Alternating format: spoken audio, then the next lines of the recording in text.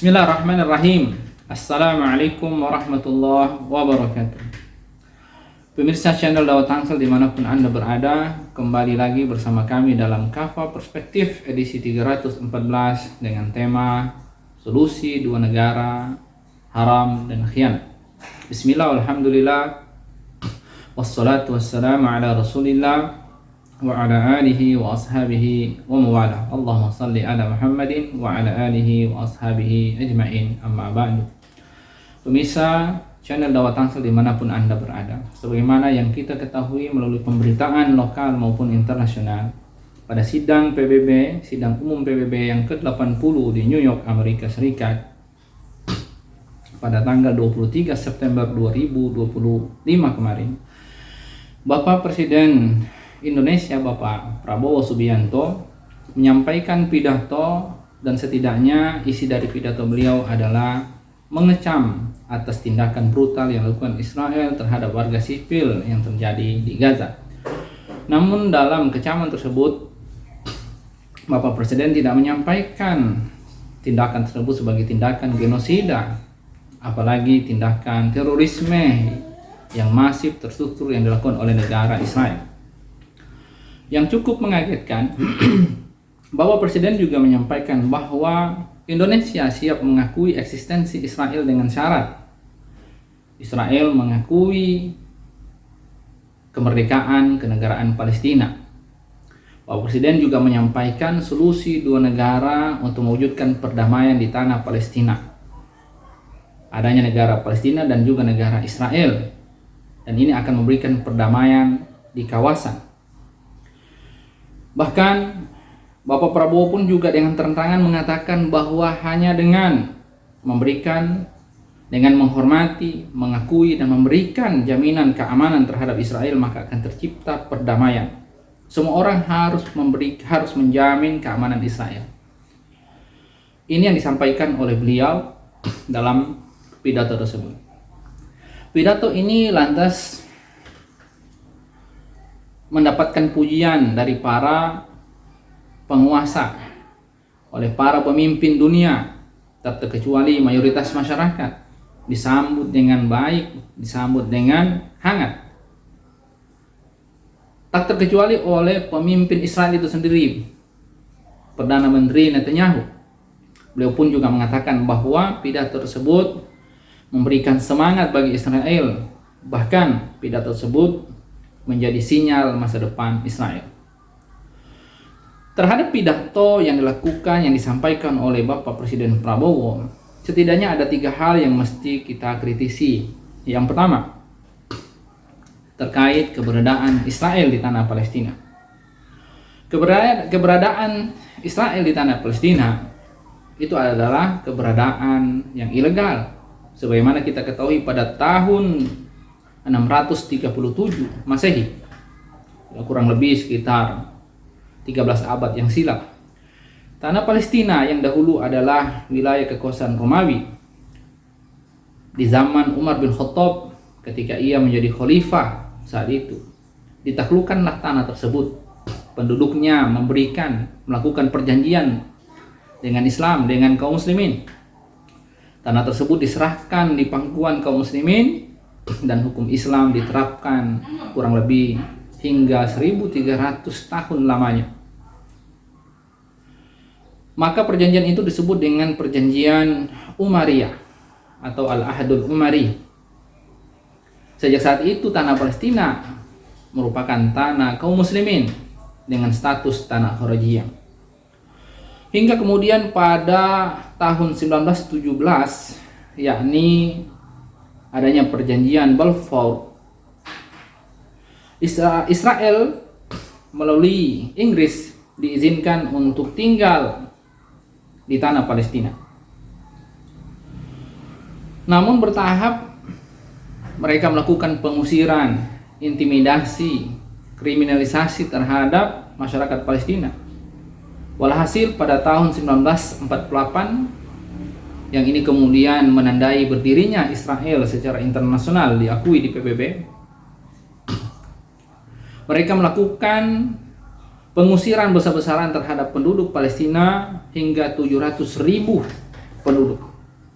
mengusir masyarakatnya, mengambil tanahnya, menjarah rumahnya, ya, dan seterusnya. Lalu poin pertama ini juga kenapa perlu dikritik?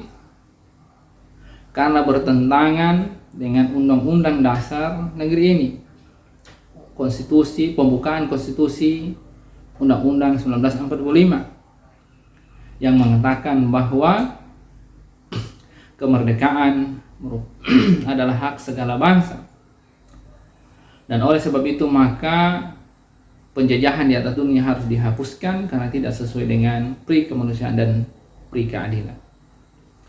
Poin kedua, solusi dua negara yang disampaikan oleh Bapak Prabowo di forum PBB tersebut ini mencederai keadilan warga Palestina. Sebab semua pihak mengetahui bahwa Israel melakukan genosida. Hingga saat ini telah terjadi pembunuhan sekitar 66.000 manusia di sana. Tetapi tidak ada negara yang menghukum Israel, menangkap Netanyahu, menangkap panglimanya, panglima militernya. Semuanya hanya mengecam.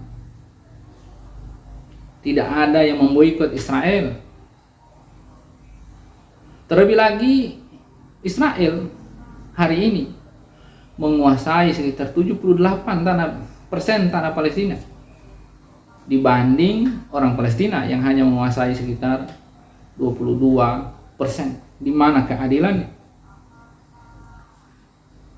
Ibarat pencuri, perampok merampok barang kita, lalu kemudian kita disuruh berdamai dengan perampok tersebut, bahkan mengakui hasil jarahan rampokan tersebut sebagai legal. Di mana keadilan bagi masyarakat Palestina? Yang ketiga, Israel sendiri itu menolak eksistensi dan upaya kemerdekaan kenegaraan Palestina. Itu pada bulan Juli 2024 kemarin, Parlemen Israel mengeluarkan resolusi yang menolak kemerdekaan kenegaraan Palestina. Di mana dalam pengajuan resolusi tersebut sekitar 68 anggota parlemen itu mengatakan menolak kemerdekaan kenegaraan Palestina, sedangkan 9 anggota parlemen lainnya itu menerima atau mendukung kemerdekaan Palestina. Walhasil ini menggambarkan bahwa Israel sejatinya juga tidak ingin mengakui kemerdekaan Palestina.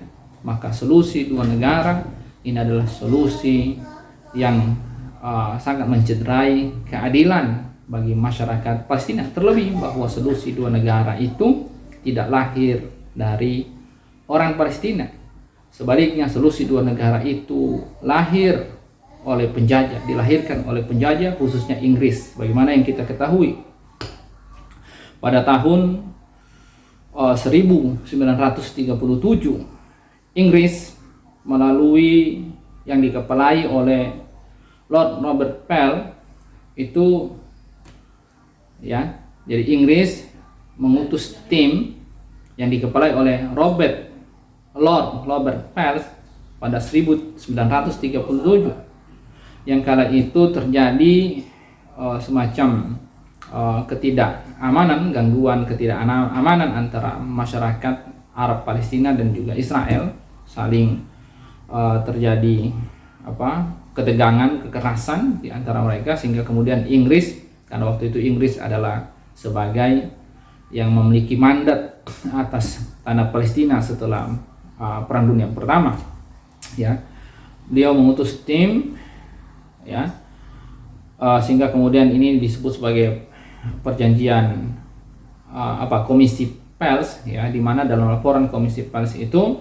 ya, dikatakan bahwa koeksistensi antara orang Arab dan Yahudi dalam satu negara itu tidak mungkin dilakukan, sehingga kemudian komisi ini mengusulkan solusi untuk membagi wilayah tanah Palestina itu menjadi 3 bagian. Yang pertama, mayoritas untuk orang Arab Palestina, ya, dan juga yang kedua untuk orang Yahudi, ya, seperti wilayah Galilea dan sekitarnya, dan yang ketiga adalah tanah-tanah yang seperti Yerusalem dan juga tanah Bethlehem, ya, maksudnya itu tempat-tempat yang itu adalah tempat peribadahan, sehingga kemudian ini sebagai area umum, area yang tidak dimiliki oleh Arab Palestina maupun juga Israel, tetapi harus dalam kekuasaan Inggris.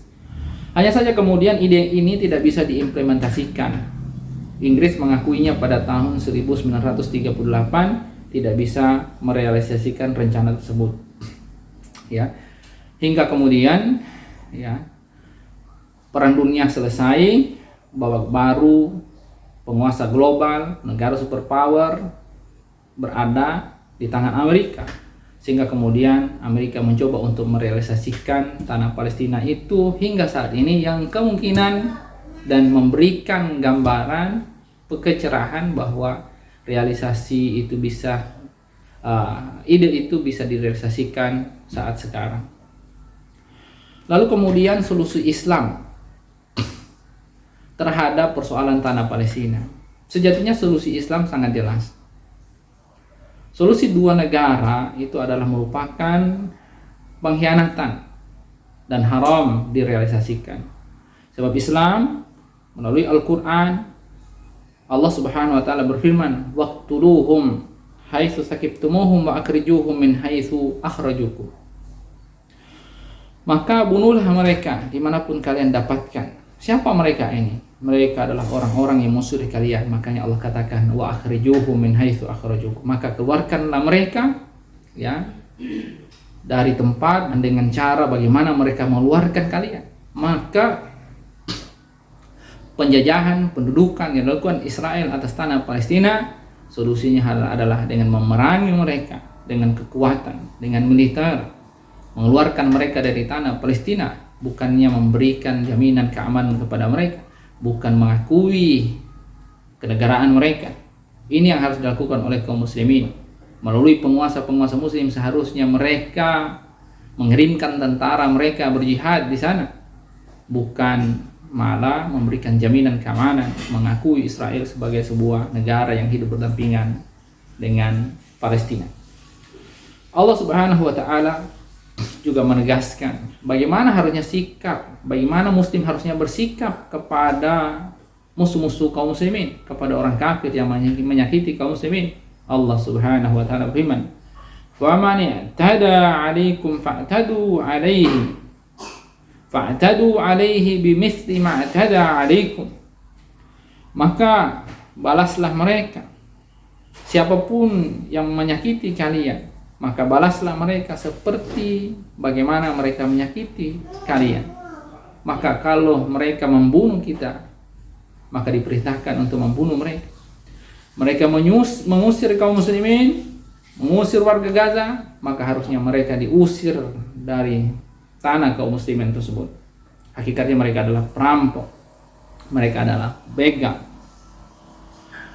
Oleh karenanya, solusi 2 negara itu adalah solusi yang haram menurut syariat. Maka orang-orang yang menyerukan kepada solusi tersebut bisa terkategori mengkhianati Allah dan Rasulnya, sebab hukum Allah dan Rasulnya adalah memerintahkan untuk memerangi mereka, mengusir mereka karena telah mengusir kaum muslimin. Oleh karena itu kami juga mengingatkan kepada para penguasa kaum muslimin, termasuk juga seluruh rakyat, seluruh kaum muslimin dimanapun Anda berada. Allah mengingatkan kita untuk tidak condong kepada orang kafir, tidak membantu mereka. Khawatir kita akan tersentuh api neraka. Allah Subhanahu wa taala berfirman, "Wala tarkanu ilal ladzina zalamu fatamassakumun nar." Janganlah kalian condong kepada orang-orang zalim yang menyebabkan kalian akan tersengat api neraka. Pemirsa channel Daud Tangsel dimanapun Anda berada, maka kesimpulan dari Kafah Perspektif edisi 314 ini, yakni solusi dua negara haram dan sebuah bentuk pengkhianatan kepada Allah dan Rasul. Demikian yang dapat kami sampaikan. Kebenaran hanya milik Allah Subhanahu wa taala. Bitaufiq wal hidayah. Wassalamualaikum warahmatullahi wabarakatuh.